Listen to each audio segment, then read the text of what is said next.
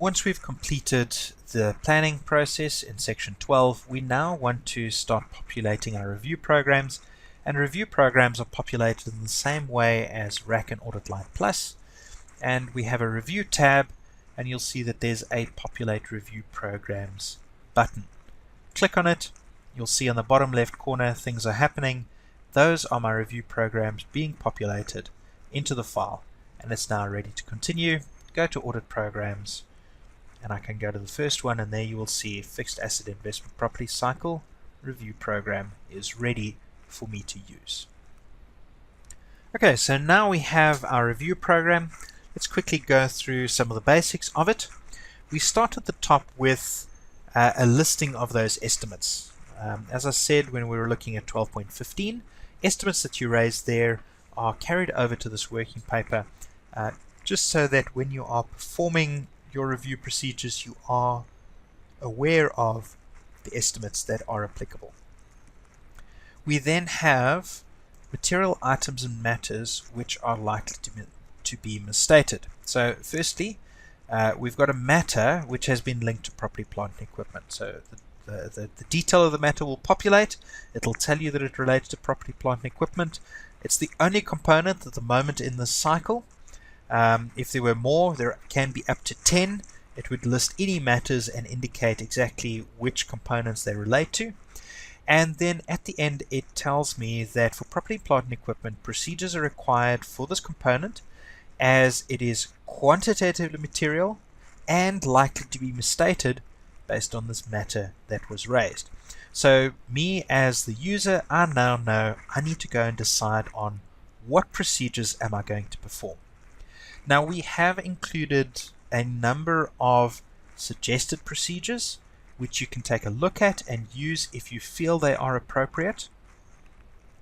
But ultimately you can also go and document your own procedures.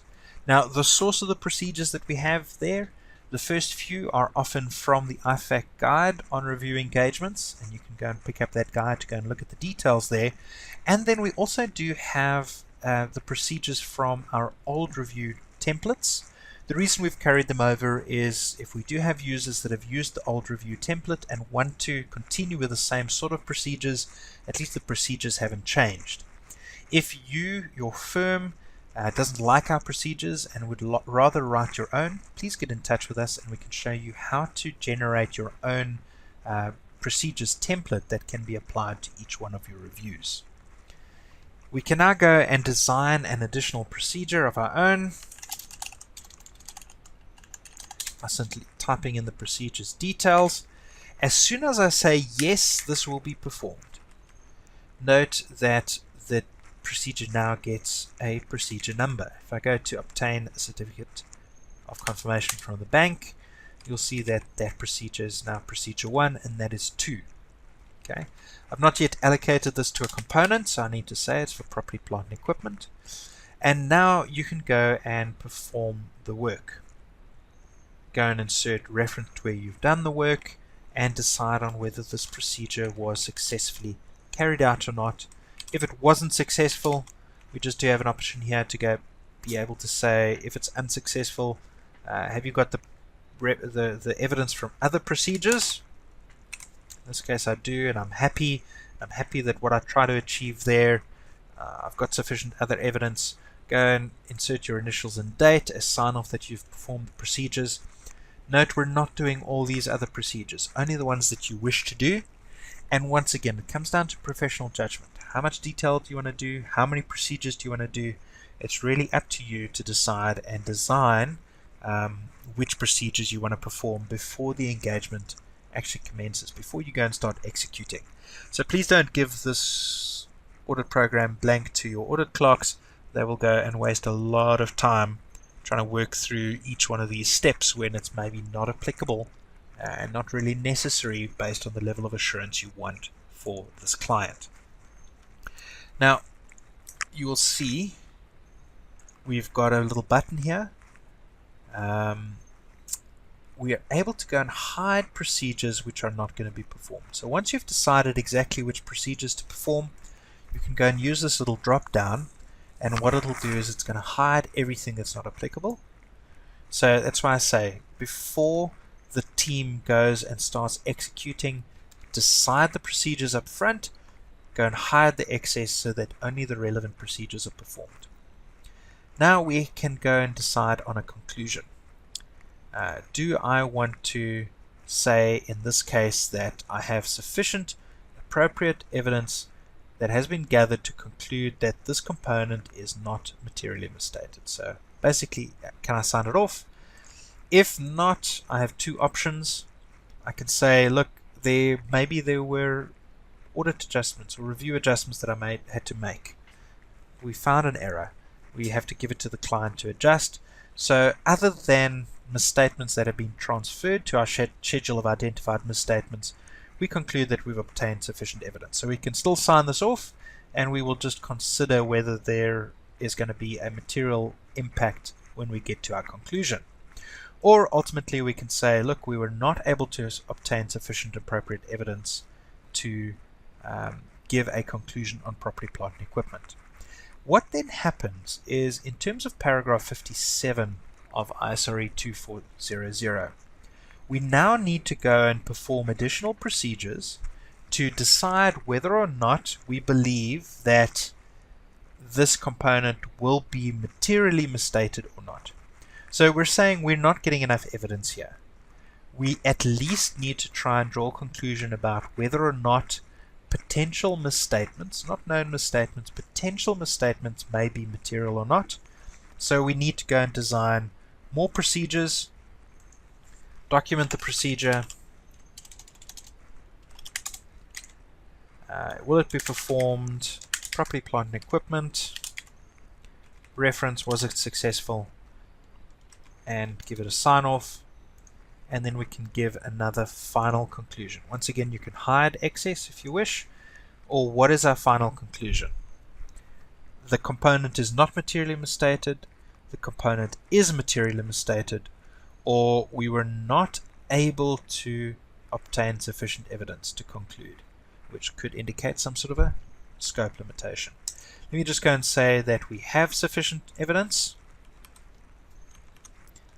And now we can start drawing final conclusions on the cycle. We say, were the procedures customized as necessary? The data from the entity's accounting system and accounting records was adequate for the purpose of performing all analytical procedures documented above. Now please, that is an ISRE requirement. You do need to, for every single analytical procedure, ensure that the data that you're using is appropriate to perform the analytical procedures that you are performing. Then there are a number of questions. Was there any new information or evidence noted that may cast doubt about the entity's ability to continue as a going concern? If I say yes, it's telling me please go and document in 0315, which is my going concern working paper. If I say no, no problem. Any new evidence indicating a subsequent event, it tells me to go to 0320. Or no, I can go on. Related parties. Now with related parties, there is no reference that comes up specifically with a hyperlink, but document where the relevant information, including the impact on the report, is recorded. Consider use of the paragraph 50 template if not yet documented elsewhere. Now in our audit programs folder, there is nothing here about paragraph 30, but we have got a whole lot of templates sitting under the review tab under additional working papers for these special items, and you'll be shown where you need to use them. So if you have identified potential new related parties, you would go and open up paragraph 50's working paper and go and document information on there. To create a new working paper, you'll simply click related parties, give it a name, and in this case it's in section 30 that I found it.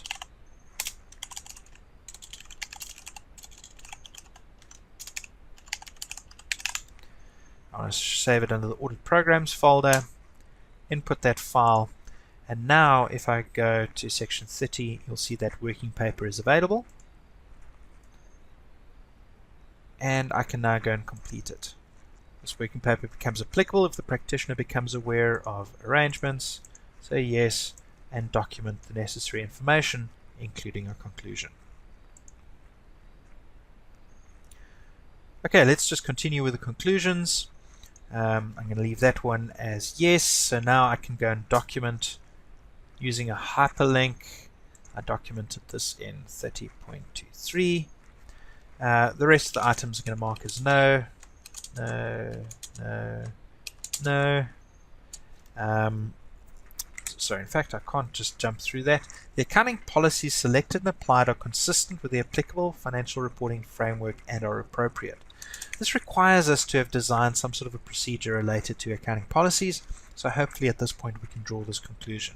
Accounting estimates made by management appear reasonable. Here's those estimates popping up again. The financial statements provide adequate disclosures to enable the intended users to understand the effects of material transactions and events in the information conveyed in the financial statements. And this question relates specifically to the information that we've gathered that related to the components in the cycle, property, plant, and equipment. Are my disclosures adequate in the financial statements? And then I can go and give a final sign-off. And that is the process that you would need to follow through each and every audit program. Design the procedures, hide the not applicables, and give final conclusions on the work. Now, what we have noted in working on this methodology, a review is very, very circular. There is no one point in time where you say, have I got enough evidence? And you stop everything. You will work on something like property, plant, and equipment, and you'll do 3 procedures. Then you say, is there enough? Maybe not, so I'll do a 4th procedure. Is that enough? No, maybe not. Let's do a 5th. Is that enough? No, maybe a 6th. Until you get to a point where you say, listen, I'm not getting the evidence that I need, and then you would move over to these matters which may be material misstated, the extra round, paragraph 57, where we say, okay, well, I can't really determine the accuracy of this component. Now all I want to determine is if there is a potential for a material misstatement or not. Do 1 procedure. Have I got enough to draw that conclusion yet? Yes or no? If no, do another procedure. Do another procedure until you decide, okay, I'm happy, it's not material, or I'm not happy about it, but the difference is going to be material. I know that it's going to be material. I can justify that, I can make that assumption that it's going to be material, or I still say, listen, there's a scope limitation that has some implications in the file, so you do want to try and avoid that. So it's a bit difficult to say, do this, do this, do this, and then you're finished. You need to constantly, using professional judgment, decide whether or not you've achieved your desired levels of assurance throughout the process, continuously on a round and round and round in circles until you're happy at the end of the day. So you might just have 1 procedure and you decide that's enough, or you could have 5 and you say it's not. It's really going to depend on the level of assurance that you've obtained, or how detailed it is, how much information, and what is your gut feel at the end of the day.